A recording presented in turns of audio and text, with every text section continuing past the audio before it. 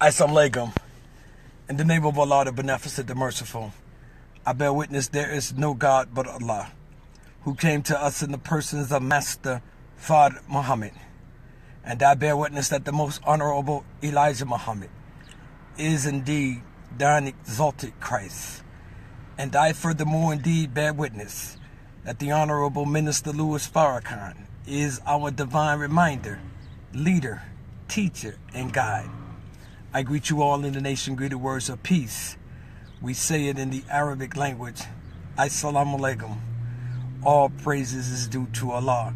On behalf of Brother Albert Muhammad and the Let Us Make Man family, as always, family, we continuously thank you. We thank you for your support. We thank you for taking your time to read our posts, watch our videos, leave your comments. We can never thank you enough for your endless support of the Let Us Make Man family. I just want to take a few minutes of your time, family, and this video will probably be short, and just want to touch up on a subject and a video that I post in regards to the topic Killer Mike, the rapper, the artist, sets the stage, right?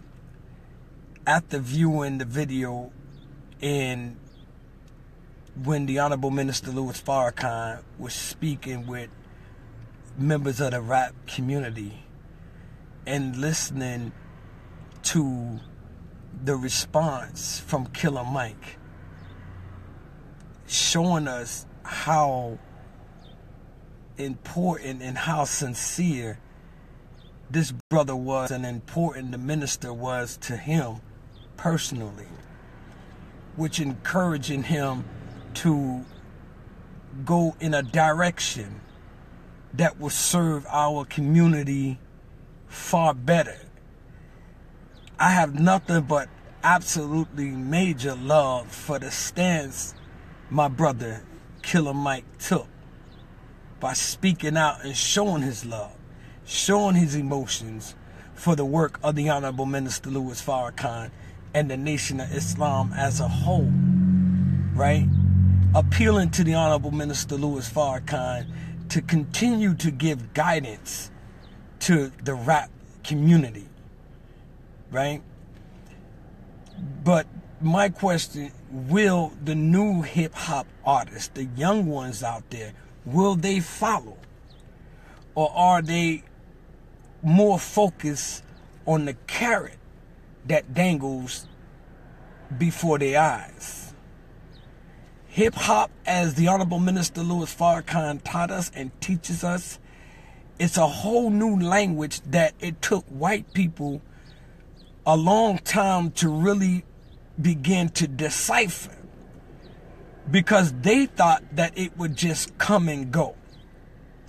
But the hip-hop language set a whole nother stage, and it spoke in various different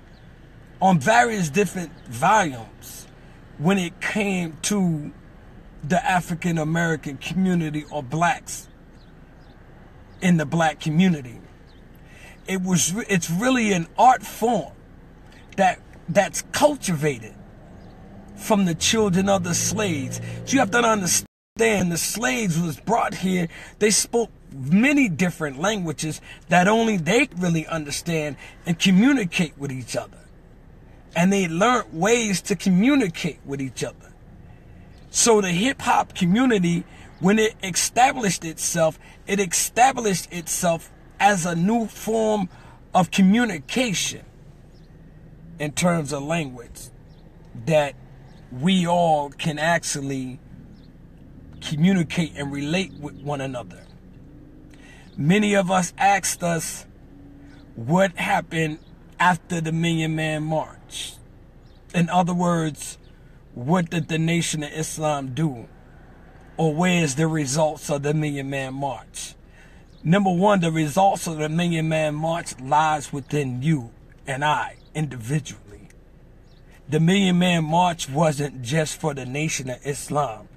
The Million Man March was orchestrated, organized, and put together by the Nation of Islam for the salvation of black men, women, and children all throughout America, ultimately globally.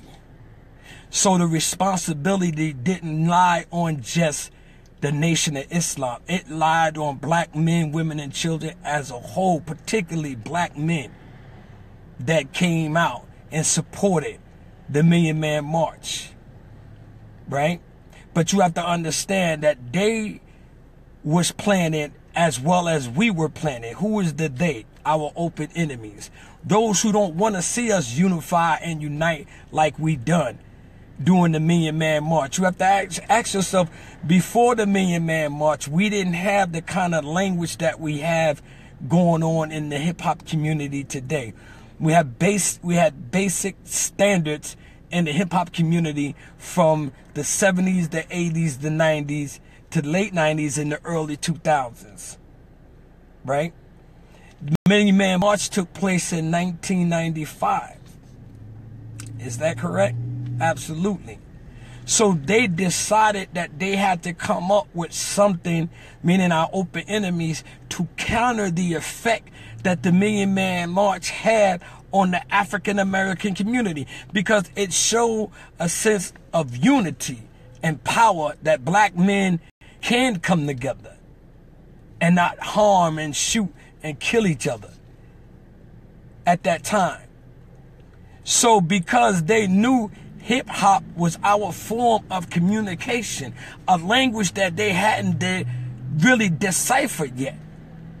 And once they begin to decipher the hip hop language, which is our communication and our art form, they started investing in our young people, undressing the minds of our young people, giving them more, putting more carrots on the table for our young people, as long as they demean and degraded our people, black men, women, and children, through the using the hip hop stage.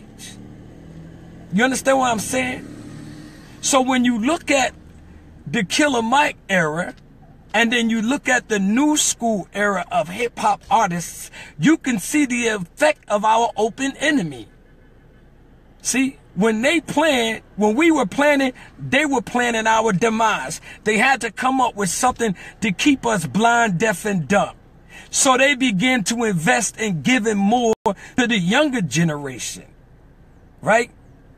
Gold and rocks and all that stuff wasn't as popular in the early 80s and the 80s and the 90s.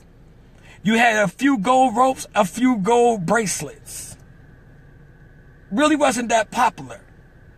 But now they put the carrots on the table at a higher stake, which means you don't really need much talent, or you don't really need to be that lyrical in order for our open enemy to invest in you, as long as you continue to degrade your own people, to degrade your women by calling them out of their name, undressing them in your videos, because most of the women in the videos are on survival mode.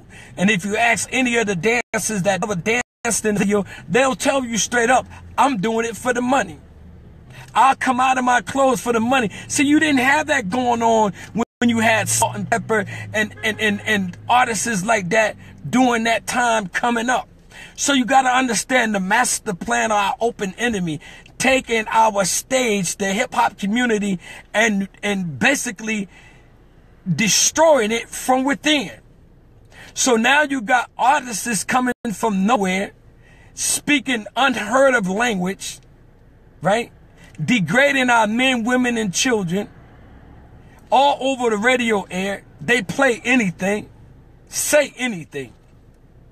So when I watch Killer Mike in that video, the video is on my page. You can scroll down to my page and just listen to the response of the Honorable Minister Louis Farrakhan after Killer Mike made his comment. The Honorable Minister Louis Farrakhan made it clear that the responsibility still lies on the hip-hop community. That we take and control or take back the control of the art form and the work that we put out, right? The younger generation, they don't have no sense of real direction because they're being misled. They're being led to believe that the only thing that has value is the carrots, the money that they lay on the table. So they compromise their souls for the love of the dollar. And if you look at that video in that room, you can see the heart of the artists that was in that room, in that the message that the Honorable Minister Louis Farrakhan was delivering. Will our younger generation clean up their act? Right? Will we stop making killer music? Music that causes causes us to stalk one another like wild prey or wild game. Gun each other down with no compassion. You didn't have that when hip hop began. You didn't have that kind of hatred. It was based on talent and skill. So I thank our dear brother Killer Mike for letting his emotions go, showing the love and the appreciation he had towards the Honorable Minister Louis Farrakhan, and the efforts that the minister is making endlessly, continuously, to regain the love, to regain the love back in the hip-hop community that we once had, or restore the love back in the hip-hop community we once had. The hip-hop community has set a stage way beyond imagination according to the industry. And this is why now they invest in it as they do, because they get a large return for our ignorance and our hate towards one another. So I wanted to share that real briefly as I prepare to go into a meeting in the city of Akron, dealing with our people in the community to address real issues in our community here in the city of Akron. Boots is always on the ground in the Nation of Islam. We don't just talk, we're actually active in the concerns and the development of our communities. But I wanted to address that point in regards to our brother Killer Mike and the new generation of hip-hop artists.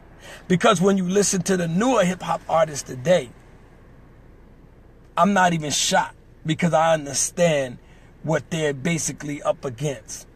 And when you lay the carrots on the table, all you get at that point in time is greed and the love of money that will make our people say and do anything for it. And the sad reality is they fail to realize that when you leave this planet, none of those material things are going with you. Will the younger generation come up out of that triple state of darkness and begin to take advantage of the opportunities that they're given for the advancement of their people? So thank you so much for listening.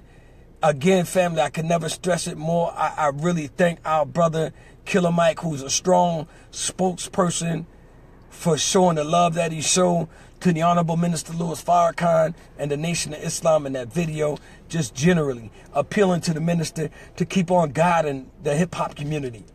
Because the hip-hop community, believe me, is our art form and is our form of communication that we got to take back. Thank you for listening. I leave you as I came before you. And the nation greeted words of peace and paradise. Assalamu alaikum.